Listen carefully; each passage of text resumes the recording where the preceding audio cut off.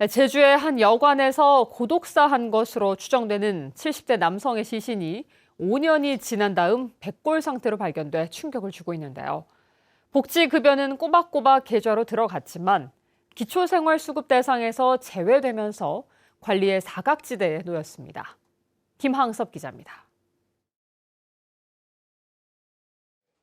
70대 남성으로 추정되는 시신이 발견된 제주의 한 여관방.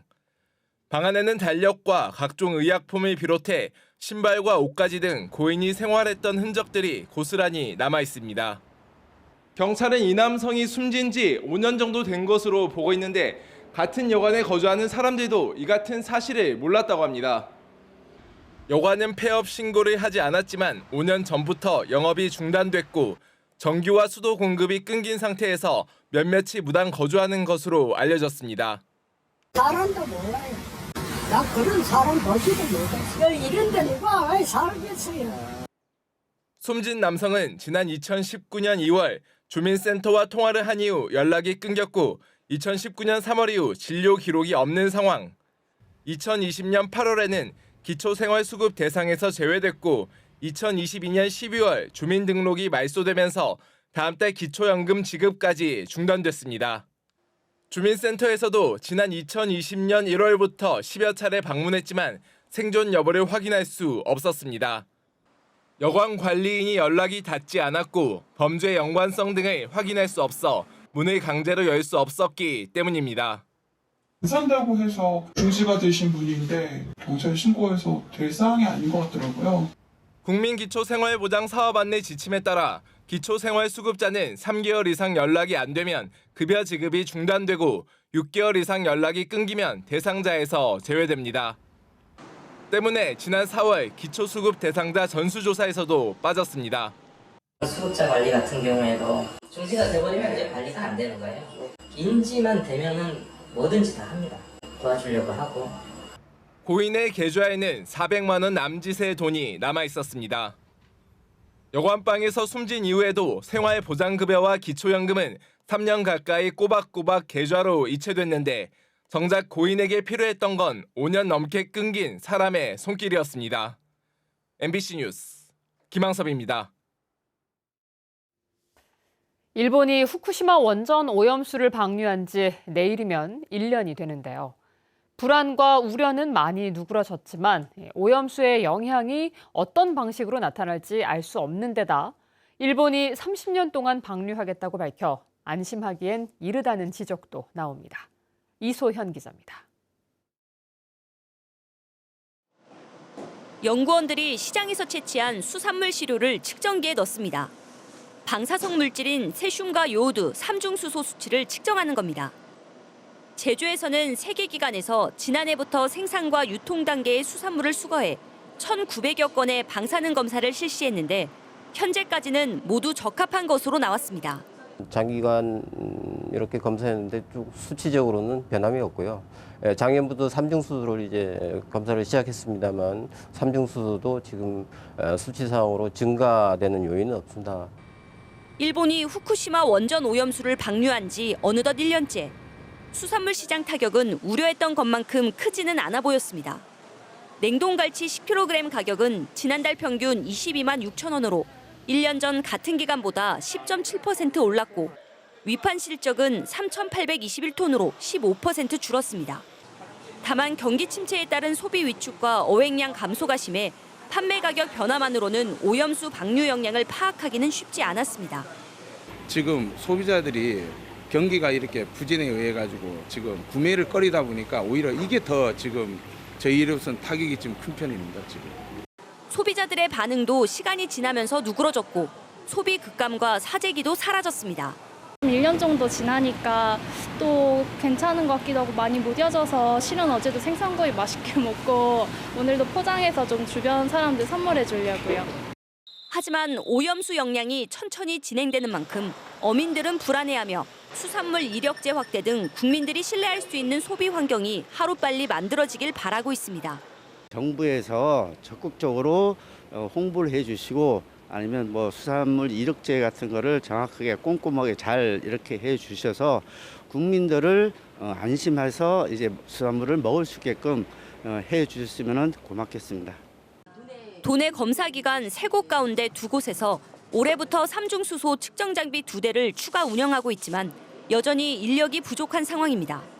일본이 현재까지 오염수를 7차례에 걸쳐 5만 5천 톤을 바다에 방류했고 최소 30년 이상 134만 톤의 핵 오염수를 방류한다는 계획입니다. 후쿠시마 원전 오염수 방류가 장기간 계속될 것으로 전망되는 가운데 국민의 건강과 안전을 위해 지속적이고 보다 면밀한 모니터링이 필요해 보입니다. MBC 뉴스 이소연입니다. 일본 원전 오염수 방류 1년을 맞아 여야 정치권의 공방이 벌어지고 있습니다. 더불어민주당 제주도당은 논평을 내고 국민의 생명과 안전보다는 일본 정부를 대변하는 데 열을 올리는 윤석열 정부와 국민의힘에 대해 분노한다고 밝혔습니다.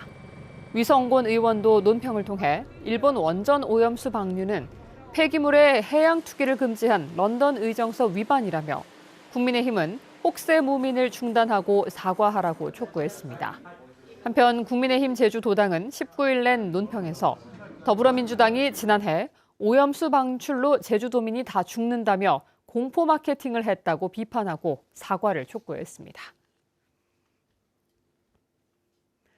제2공항 기본계획 고시가 늦어지는 가운데 민주당 도의원들이 해저터널 고속철도 토론회를 열어 배경에 관심이 쏠리고 있습니다. 제주도의회 정민구, 양영식, 송창권 의원은 오늘 제주도의회에서 제주-서울 간 철도망 구축을 위한 토론회를 열었습니다.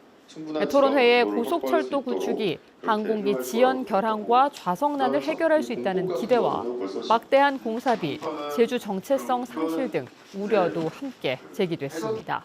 또 제2공항 고시를 앞둔 시점에서 또 다른 갈등의 시발점으로 변질될 수 있다는 우려도 나왔습니다.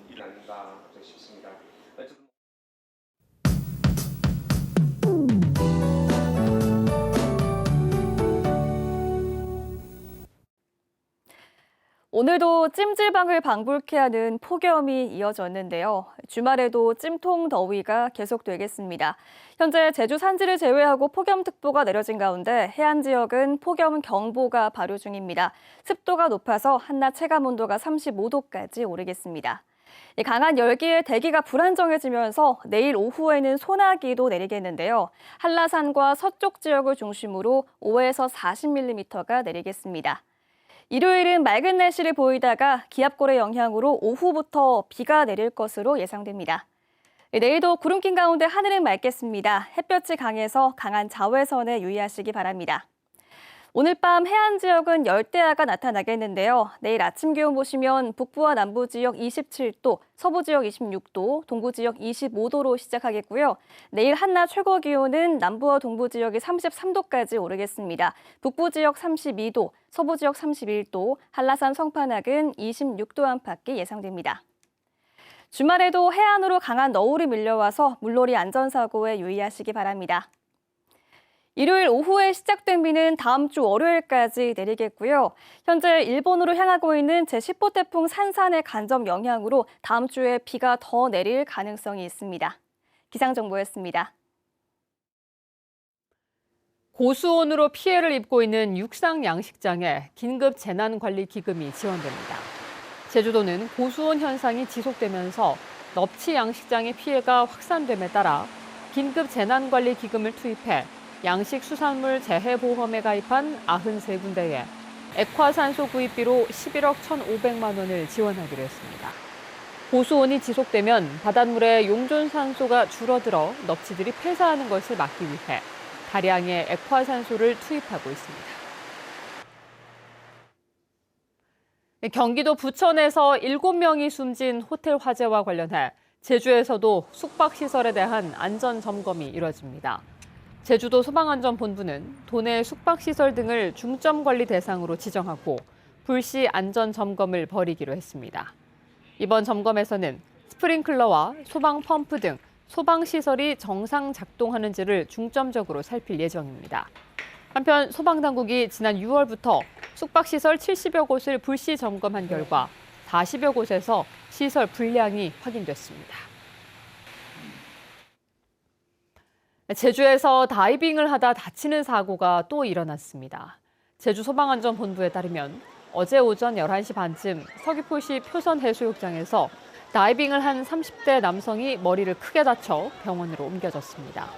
이 남성은 당시 성인 가슴 높이 정도의 낮은 수심에서 다이빙을 했다 바닥에 머리를 부딪힌 것으로 알려졌습니다. 올 들어 제주에서는 다이빙 사고로 2명이 숨지고 1명이 사지가 마비될 정도로 크게 다쳤습니다. 올 들어 제주 지역 가계 대출은 줄어들고 기업 대출은 계속 늘어나고 있습니다. 한국은행 제주본부에 따르면 지난 6월 말 기준 도내 가계 대출 잔액은 15조 5천억 원으로 올 들어 3천억 원 이상 줄었습니다. 역대 최고였던 2021년 말 17조 6천억 원과 비교하면 3년 새 2조 원 넘게 감소했습니다.